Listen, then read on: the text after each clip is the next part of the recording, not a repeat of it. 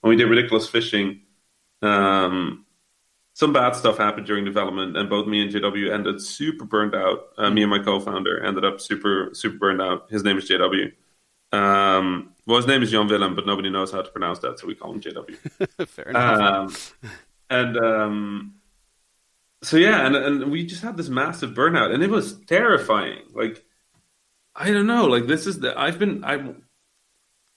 wanted to be a game developer for all my life since I was like 6 or 7 years old. I've known that this is the thing I wanted to do, and then you're 23 and you finally figured stuff out, and you've got the studio, and it's going pretty well. We're not like not doing super well, but it's a game studio. People like our stuff. Like when people are excited for the next Vlambeer games, and then you just hit this wall, right? Like just out of nowhere, this wall appears, and now you can't even touch your computer because every time you open it, you get like just like head splitting headache, right? Like this migraine that just is just like it just every time I saw a cursor blink, like I could feel my heartbeat, like in my head, right? Like it was not good. It was really bad. Wow. And there was just this moment where I'm like, what if I can never do this again? Ooh. Like, what if this was it? What if this was my career? This was game development. I've worked for this all my life, and I'm 3 years in, and apparently I pushed myself so hard that I'm done, right? And now I've got what, like 50 more years in which I can't do this, and it was terrifying. So me and JW both looked at each other and just kind of went like, you know what? Either we stop the studio, or we're going to take better care of ourselves. And from that point on, we've tried to take very good care of ourselves. And ups and downs. We're getting better at it every project. We are not proud to admit that we've crunched a bunch in the past because passion and all that. And Right. honestly, it wouldn't have made a difference. Like if we had just taken things slow and released the game 2 months later, Right. it Exactly. would have been the same outcome. Like honestly, would have been the same outcome. So we wisened up, and it always feels kind of mean to say that because if you're like starting out as an independent studio and you're like super excited and you've got all this energy and all that, like you might look at our story and think like, oh wow, those guys crunched, like that's how they got there, right? Like the only reason they can now say don't crunch is because they crunched in the past, and you know what? Maybe that's true. But the honest truth is, for all the stories I hear of game developers, there's more stories of people that tried the crunch thing and didn't make it than there is of stories that tried the crunch thing and made it well. It's just kind of equal whether you crunch or not. Like the majority of studios doesn't make it. Right. And I mean, you outlined pretty clearly just how close you probably were on the cusp of like complete burnout to the point where like, do I even want to do this again? And you're saying it's your passion, but and that must be like horrible to like come to that even that thought. So yeah. I literally looked at my life and I'm like, I have 50 years left, right? Like in 50 years, I'll be 75 at that point. Yeah. Right. And I've only done I've done a quarter of that, a third of that. I've done a third of that so far, and this is all I'm gonna get. Like this is it. Like I spent that third of my life getting good enough to do it, and now I've got 2/3 of my life left in which I can't. Like, come on. Yeah. So important lesson learned there for sure. Yeah, for sure.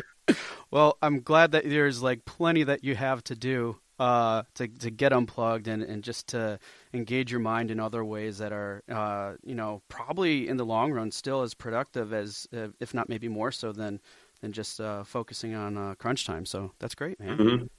Yeah. All right. Well, we're going to take this one step further by going into the Q box round. And what it is just a series of random questions. I think I gave you some ahead of time, but for the most part, you're not going to know which ones I'm going to ask you. And just give a quick answer. If you feel you need to elaborate, go right ahead and do so. Are you ready? Sure. Let's go. All right. Quick fire. What is your favorite movie? Oh, wow. Okay, so right out of the gates. Spider-Man Into the Spider-Verse. And it sounds like that might be because it's a very recent movie, but no, it's actually just the best movie I've ever seen. I have heard that from so many people, and I have not seen it. I have to see it now. If you're going to see it, find a cinema, genuinely. Okay. Or like somebody with a really good projector. All right, sounds good. What's one thing that most people don't know about you? Ooh,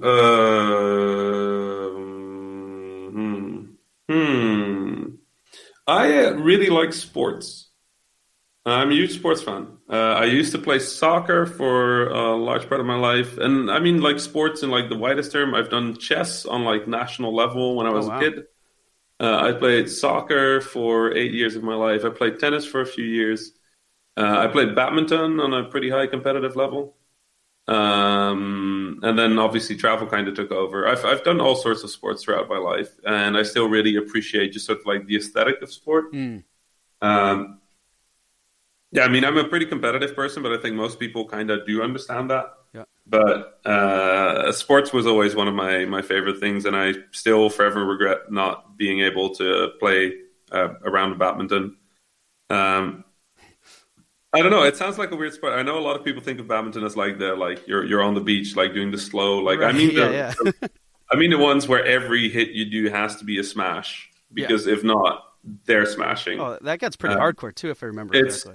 it honestly, I stopped with tennis because it was too slow, Nice. and then went to badminton because like that had the speed I wanted. So tennis goes pretty fast, but badminton goes on professional level. For people who don't believe me, just look up some professional badminton, like Yeah. a World Series or something. That stuff is super fun. It's really a good way of pushing like your ability to react to things and like to quickly position and sort of go into flow. Yeah. And that's I loved it. Nice. All right. If you could only speak one word for a whole day, what would it be? No, All right. because if usually when I'm working with people, uh, th- unless I say no, I just mean like do what you think is best. Yep. So I would want to stop all the bad things. So Yep. no would be good. There you go. Nice. And what's the most inspirational game that for you, but more recent? Most inspirational game that I've played recently.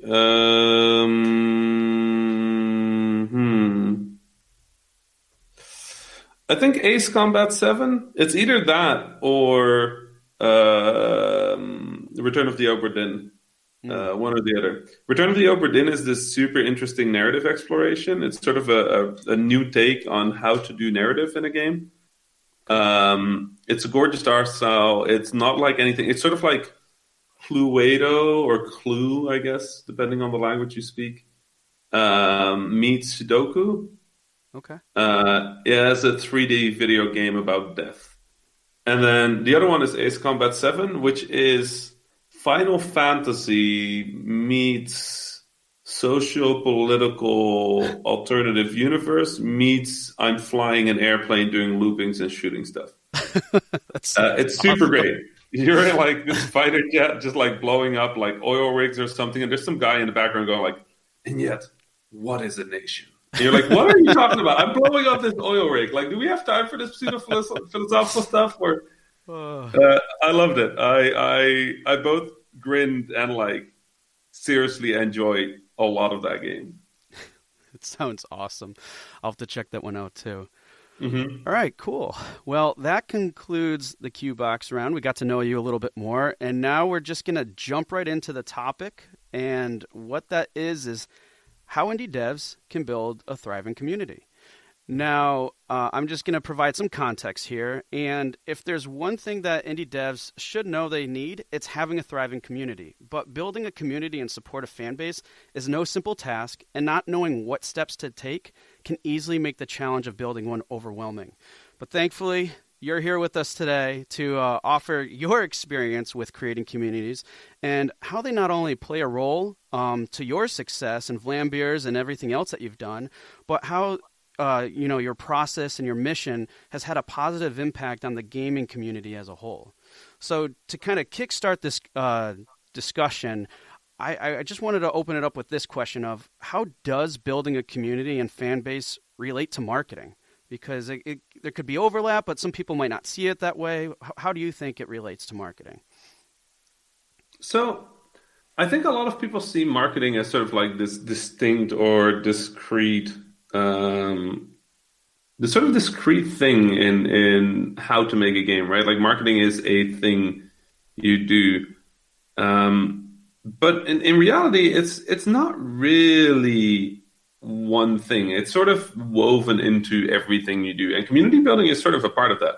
When you think about it, you're trying to find like a lot of people think of marketing as reaching people that don't like your game and then convincing them to like it. But the Mm, reality is that marketing is finding the people that already would like your game. They just don't know it exists, right? exactly. Yep.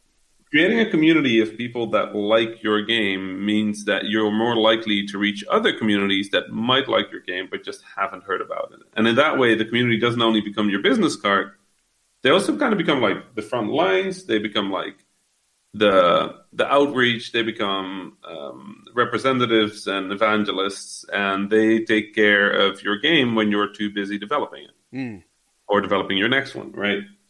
So having a good community, a healthy community, a constructive community, a supportive community is a huge part of just making your game feel welcoming. And even if it doesn't necessarily have an effect that you can like point at and be like, look at these numbers. It's very easy to see that games with good supportive communities that make a lot of content, that communicate with each other, that do cosplays, that welcome new players to the community, that help each other out, that those games tend to just be more successful in general. yeah. No, true. So yeah, I don't think they're part of marketing as much as everything is part of marketing, from developing your game to having a good community. But I think that it's one of the most critical things you can do to having good outreach and onboarding is make sure your community is healthy. Yeah, definitely, and really good points there. Now, I mean, in light of that, and kind of to expand from that a little bit, like, what do you think are some really strong and key components of a community? So I think again, like one of the most important things is that it's a constructive and healthy community. And I've found that the difference between a good community and a great community is just whether you have more or less than one terrible person, Mm, right? Having one terrible person will drag your community down immediately because it sort of invites bad behavior. Like the internet is pretty reactive. People on the internet are pretty defensive. yeah. But like the difference between a good community will defend your game, right? A great community will accept people's feedback even if they don't agree with it, and then kind of go like, "Oh, you should mention to the developer, I think this feedback, like kind of messes with this and this, but like it's fair enough, like good point, forward it." So I think a lot of that is just is it's tone. I think a lot that defines a good community is tone. Is how do people receive criticism? How do people deal with problems? How do people deal with feedback? How do people deal with passion? Mm, Because a good community is passionate, but a great community knows how to channel passion, right, in a yeah. good way. And I think a lot of that is on the developer. I think a lot of that is also on the community. And I think together you can create something that is very valuable and very just a good thing to be a part of. Yeah, totally. Now, earlier too, you mentioned something along the lines of like creating content or whatever for a community. Um, oh wow, hold on a second. Let me stop that call. Sure. I like never get calls at my house during the day, Nice. and the one time I do, it's happening now. Yeah, it's how it goes. It's how it always goes. But yeah, so just backing up though, content. You mentioned before, like content is kind of an important thing. Like how essential is that in terms of like a component to growing your fan base, and what does that content typically consist of?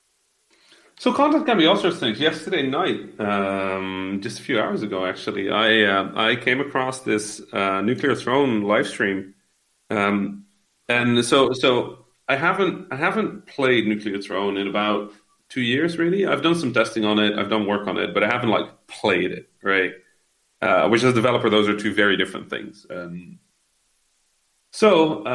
go into this live stream, and I'm okay at Nuclear Throne. I'm a good player. I'm not great, right? But I can beat the game, and then if you beat the game and you beat the boss in a very specific way, you can unlock this feature called a loop. And a loop Huh. basically means that after you beat all seven worlds, Yeah. there's an additional secret boss, and Oh, if you kill that secret boss, you actually go back to world 1-1.